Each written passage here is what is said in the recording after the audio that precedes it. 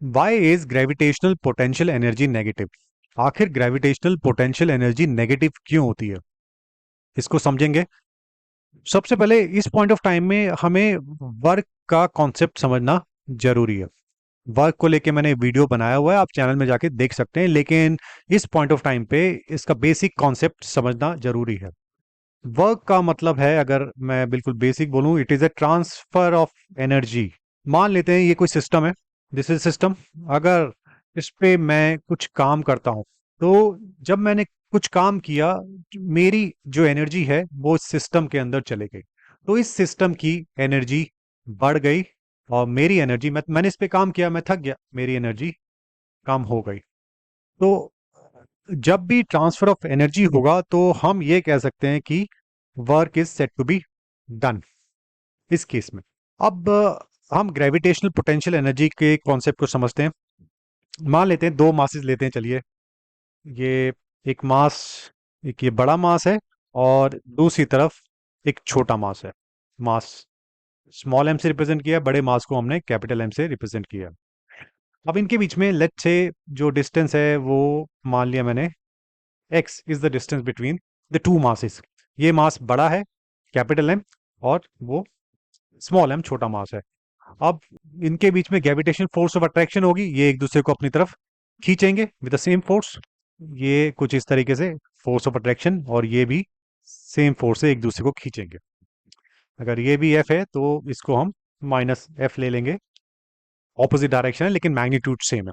अब मुझे इस मास को, ये छोटे मास को मैं मान लेता हूं, मैं यहां से यहां कुछ डिस्टेंस डेल्टा एक्स इतनी दूर ले आता हूं। इसको मैंने धक्का दिया। तो इस केस में अगर हम बात करें, इनके बीच में जो फोर्स ऑफ अट्रैक्शन थी, कैपिटल एम और स्मॉल एम के बीच में जो फोर्स ऑफ अट्रैक्शन थी, मुझे इसको, अगर मुझे राइट हैंड साइड ले जाना है तो मुझे इसको धक्का देना पड़ेगा। सेम फोर्स से मैं इसको धक्का दे रहा हूं। अब मैंने काम कितना किया, मेरा जो वर्क डन है would be force times displacement. ये मैंने काम किया। अब जब मैंने इसको धक्का दिया तो ऑब्वियसली जो मुझे थकान होगी, मैं थक गया, तो मेरी एनर्जी कहाँ चली गई? मेरी एनर्जी इस सिस्टम के अंदर चली गई। यस और नो? मेरी एनर्जी इस सिस्टम के अंदर चली गई, यानी कि इस सिस्टम की ओवरऑल एनर्जी बढ़ गई। एनर्जी इस सिस्टम की पहले के मुकाबले बढ़ गई।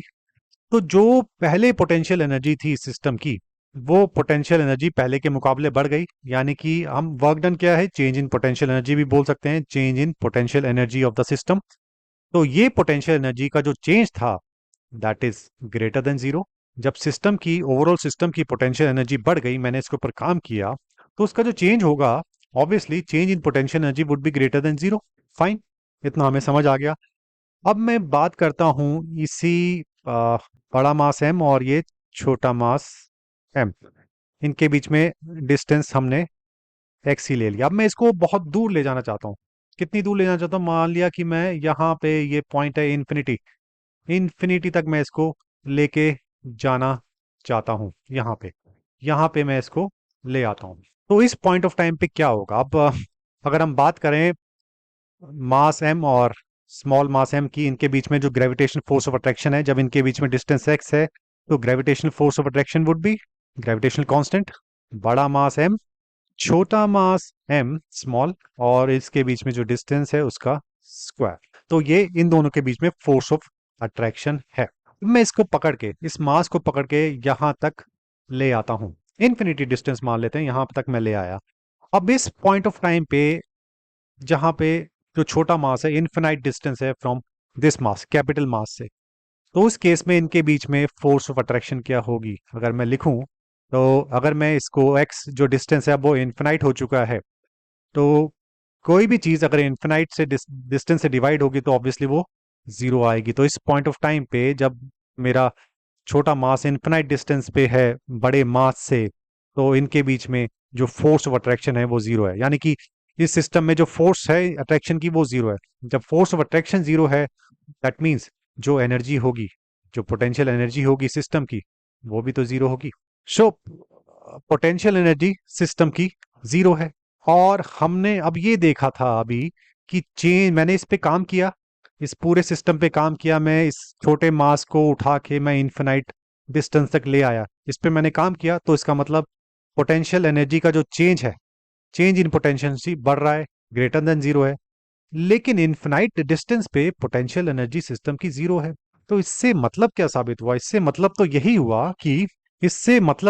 हुआ कि जब तक ये इस पॉइंट पे था, मान लिया ये पॉइंट है, या इस पॉइंट पे हम ले आते हैं, पॉइंट बी पर ले आते हैं, या पॉइंट सी पर ले आते हैं, इन पॉइंट्स पे जो सिस्टम की पोटेंशियल एनर्जी थी वो नेगेटिव रही होगी, तभी तो इन्फिनाइट डिस्टेंस पे वो जीरो हुई।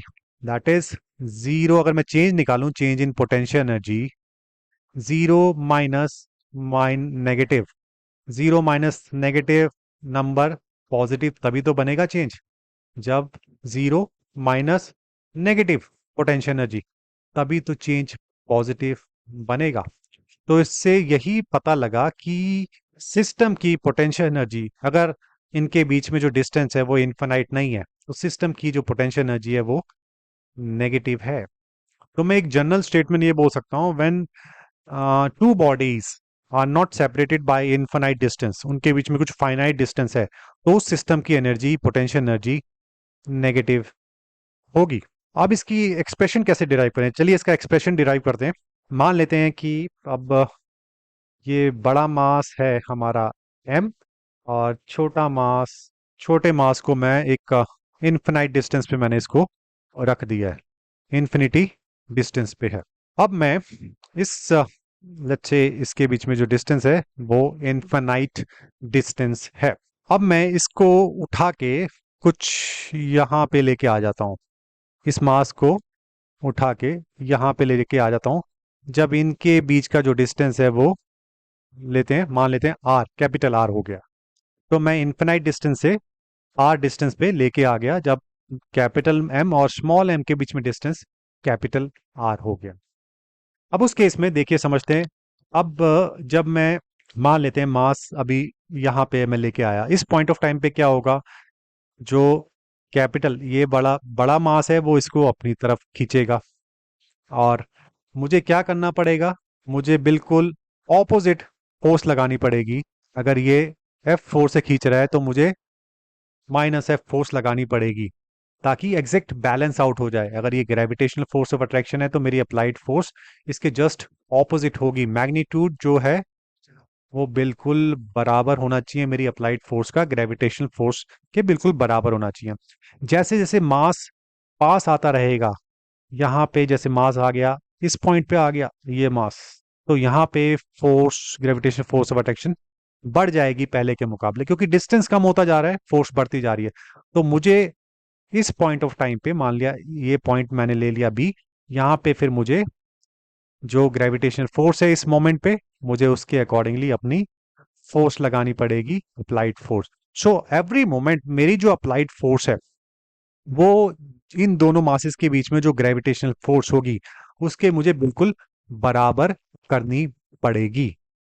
उससे क्या होगा, बैलेंस हो जाएंगी फोर्सेस, बैलेंस आउट हो जाएगी, तो दैट मीन्स एक्सेलरेशन जीरो होगा, और एक कांस्टेंट वेलोसिटी से हमारा जो स्मॉल मास है वो मूव करेगा। कांस्टेंट वेलोसिटी यानी कि सिस्टम की काइनेटिक एनर्जी कांस्टेंट रहेगी, तो पोटेंशियल एनर्जी में ही चेंज आएगा।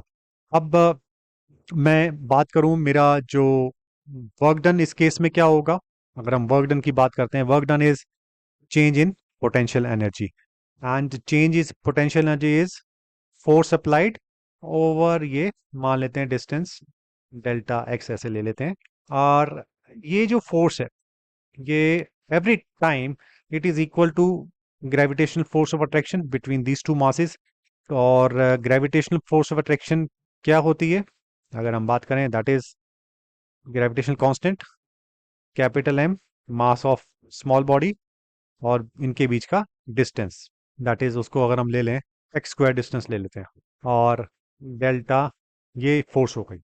तो अगर मैं ये फोर्स की वैल्यू इस ये रखता हूं मैं, और हर मोमेंट जो है स्मॉल डिस्टेंस के लिए जो फोर्स है उसको कांस्टेंट करता हूँ, वेरी स्मॉल डिस्टेंस पे हमारी फोर्स कांस्टेंट है, और इस सब को मैं जोड़ता चला जाता हूँ, तो टोटल फोर्स अप्लाइड मुझे पता लग जाएगी ओवर डिस्टेंस, इस इन्फिनिटी से आर तक जब मैं लेके आ रहा हूँ। तो मैं क्या करूंगा इस केस में, आई विल इंटीग्रेट, मैं इसको इंटीग्रेट कर दूंगा। तो इसको इस तरीके से लिख सकते हैं, integration F dot V X कर देंगे हम। और हम कहाँ से लेके आ रहे हैं, इनिशियल पोजीशन मेरी इन्फिनिटी है और फाइनल पोजीशन आर है।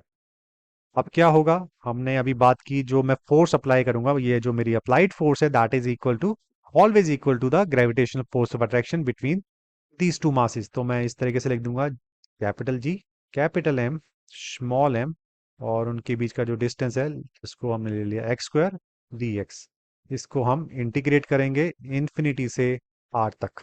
अब इस केस में क्या होगा देखिए, अगर मैं बात करता हूँ, जी मेरा कांस्टेंट है, मास, दोनों मास कांस्टेंट है, तो इसको हम इंटीग्रेशन से बाहर ले लेंगे कुछ इस तरीके से, और हमारा अंदर रह जाएगा D X upon X square.